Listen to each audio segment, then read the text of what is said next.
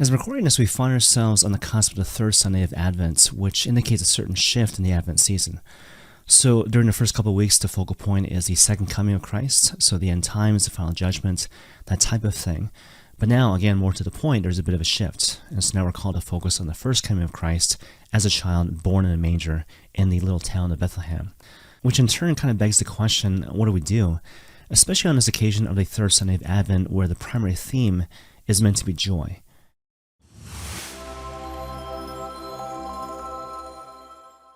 Now, certainly something which can be enormously helpful is to reflect deeply on the nativity story. So the story of the birth of the Christ child, the story of Mary and Joseph, and stuff like that. At the same time, it's kind of interesting, St. Paul, in his letter to the Philippians, chapter 4, offers really specific and practical advice for this particular time of the season of Advent. So basically, just to kind of paraphrase what he says is, don't worry. Don't worry, but instead make all your needs and petitions known to God in prayer, and then the peace of Christ, which is beyond understanding, will guard your hearts and your minds. Now, I would suspect when people hear that particular passage from St. Paul, there's a certain kind of hesitation and reluctance because it seems like an invitation to complain. And the general vibe from a lot of practicing Christians is that it seems wrong to complain to the Lord. It seems to kind of betray a lack of faith, a lack of trust in His providence. Whereas the reality is actually something immensely consoling and entirely practical.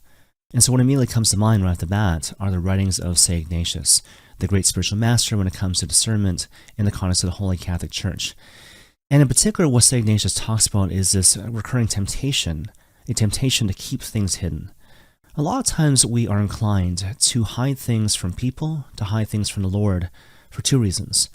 First of all, because we just kind of expect that God is like other people. And so the thinking kind of goes like this. I have been often rejected in my weakness and my vulnerability by people who I wanted to love me, people who should have loved me in a particular way. And so I just presume, again, that God is kind of like these people. So I can't dare to be weak, I can't dare to be vulnerable before the Lord because He'll just reject me. And this kind of flows to the second reason why we're inclined to keep things hidden, especially in our relationship with the Lord. We think that we know what the Lord is going to say. And so the thinking kind of goes like this. Obviously, there's many times in life where I experience difficulty, I experience suffering. And certainly there's a part of my heart which wants to share these things with my Father in heaven. But at the same time, I am reluctant, if not scared, to do that because I expect that the Lord's going to say to me something which is harsh. Some variation of like, just suck it up, stop complaining, trust in me, and offer your sufferings for the salvation of the world. And so because I expect that He's going to give me that generic answer, I don't share with Him my heart, I don't share with Him my particular struggles. Now in response, there's a couple of things I want you to notice here, right?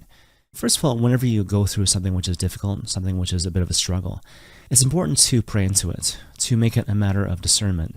What does the Lord Jesus Christ want me to do with this particular moment of suffering? Because the answer is kind of different depending on the circumstance. And so for example, many times, you're called to not make a big deal out of a particular moment of suffering. And this is basically a function of maturity, right? And so when we're young, whenever we suffer anything, we start complaining, we start crying perhaps. But when we're older, we realize that if we do that all the time, it's going to basically paralyze us. And so instead of making a big deal out of every little paper cut, we're called to simply acknowledge the moment in a way which is fitting, and then basically move on. So it's really important to kind of note that as an important starting point. Now that said, there are often many times, in contrast, where we go through something significant, which is not just an acute thing, but something which is chronic, some perhaps season of difficulty, where we actually discern and feel that the Lord is actually calling us to look at these things carefully, with kid gloves, to examine this particular part of our wounded hearts during, again, this particular moment or season of difficulty or strife. But at the end of the day, it kind of makes sense, right? Because the whole goal is not to fish all night and catch nothing. The goal is to wait for the Lord's commands. Where do you want me to fish? How deep do you want me to fish? Because only then do I position myself to live a fruitful life, to accomplish a lot in a really short period of time. And more to the point, if you actually discern properly that, the Lord actually calls me to work through this difficult moment or season of difficulty or suffering with Him in a context of prayer, obviously it's meant to serve a particular purpose. It's not meant to be simply an empty back and forth exchange, but it's meant to lead to healing, but healing properly understood. And so Dr. Bob Schutz talks about this, right? And so basically what he says is that a lot of times people look at healing as the removal of pain. Whereas in contrast, he has a very nuanced notion of what we mean by healing in the gospel sense. And so basically what he says is that healing takes place whenever we encounter the truth of God's love, as a result of which we are brought into communion with him, into a greater wholeness in the sense of actually becoming our true and authentic self. Now, obviously, there's kind of a lot going on in that particular definition, but perhaps I might kind of break it down for you. And so certainly, suffering is evil. In particular, suffering without love is evil and bad and wicked. At the same time, because of what Christ has done on the cross, because of his incarnation, human suffering is transformed forever, and it's transformed by his love. As a result of which, when we enter our own suffering with Christ, encountering his love through these difficult moments, again, through these difficult seasons, we experience deep healing in a sense of a greater communion with him and a greater entry into the fullness of our most authentic sense of self.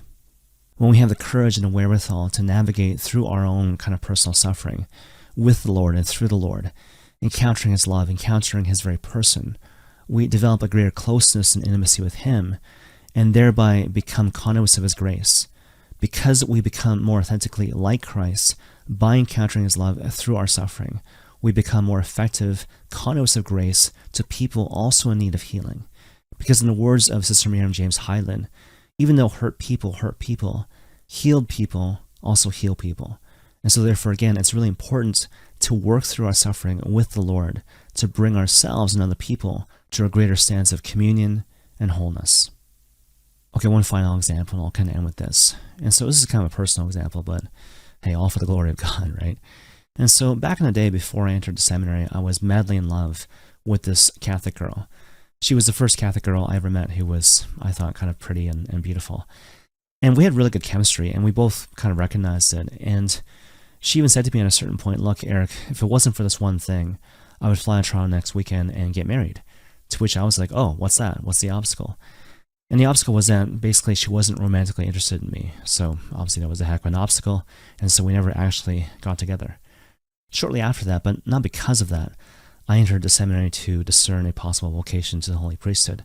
But this memory of being rejected by someone who I wanted to love me always kind of stayed in the back of my mind. And so whenever I encountered difficulties in the seminary, which was often, this whole specter of shame and rejection and unrequited love kept on coming to mind. And so in those moments, I kind of thought, well, gosh, like the only reason why I'm here is because I've been rejected, because basically I'm a loser.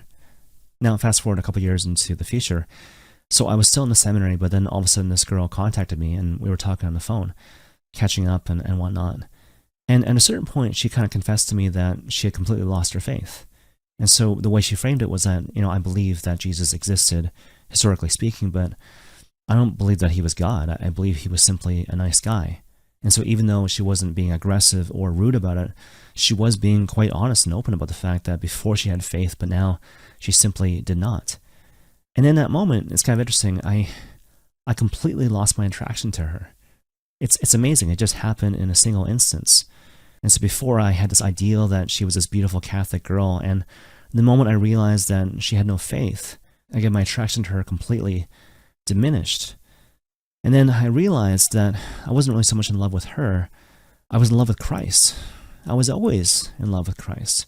And here was this person who was simply meant to awaken in me this love that I have for Christ, which always was the case.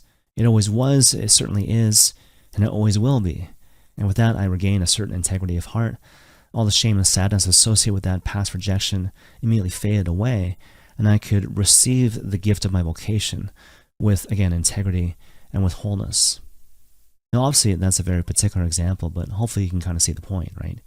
And so a lot of times we are afraid to bring things to the Lord because, we're afraid of being rejected, or we think that we know what he's going to say. And so again, in that particular case with that particular girl, I would have expected in retrospect that if I brought these things to the Lord in terms of my shame, my woundedness, or whatever, he would have told me some variation of like, suck it up and offer up for the people of God. But in retrospect, God wouldn't have said that. He would never have said that because, quite frankly, God is not like that. Because truly, precious in the eyes of the Lord is the death of his faithful, right? And so whether we suffer from a paper cut or a massively painful illness, the Lord is not indifferent, but he has enormous compassion. But more to the point, we always have to recognize that whenever we bring these things, these painful aspects of our lives and our hearts to the Lord in a spirit of humility and trust, we will never be disappointed. And here's the thing, friends, the truth will never leave you in shambles. It will never leave you wanting. Whenever you learn to see your life and your situation in the light of Christ, you will never come away from the experience with despondency or a lack of hope or a sense of despair. But instead you will discover, in a way which is truly unique and specific to you, that the truth, however unexpected, will always set you free. And may God bless you all.